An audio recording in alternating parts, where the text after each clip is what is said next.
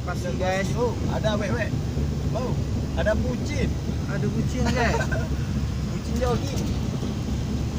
Manusia bucin. Budak cinta.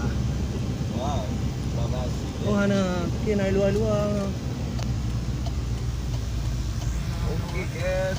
Kosong-kosong. Tempatnya guys. Kita sudah lokasi guys.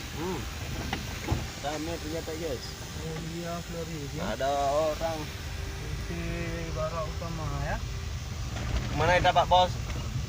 Kita segak-segak ini aja ya. Sago ini ya. Kita putar dulu. Kita lihat lokasi. Ini rumah kita nih, nggak usah dekat-dekat ya.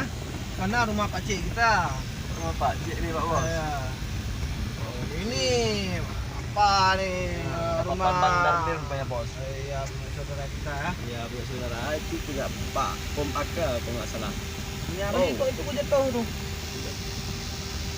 Bang. Dijatuhkan atau gimana? Wow, Itu Pak Bos juga ada aduh, Pak itu Bos rupanya.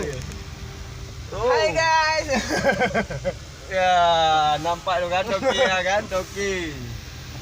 Dah mulai pasang kat rupanya.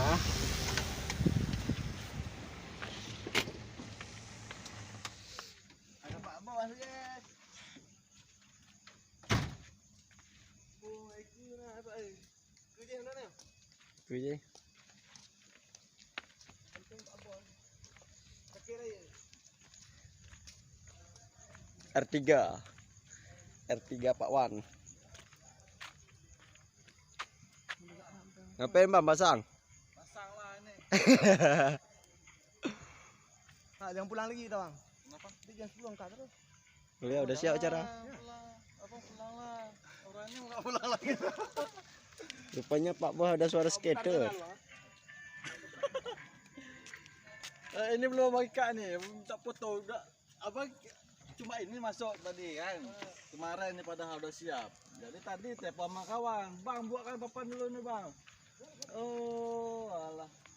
Kayaknya nih papan baru ah. Ya, papan baru lah. Bunga baru, semua baru. Punya Ibu Puji. Padahal di sana udah dibuat juga punya Ibu Puji. Oh, ada juga double. Ada double tuh. Jih, punya siapa? Punya Darlin. Oh.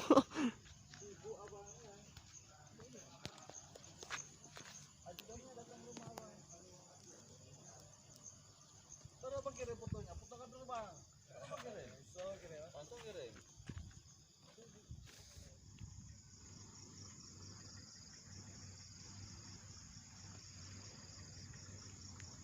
Okey. Ni bola lampu, 4 bola lampu, 4 pakai. 4 baru komen motor 4 dalam. Nampak. Dia ketahuan. Dia nombor Bang tadi mana Ha?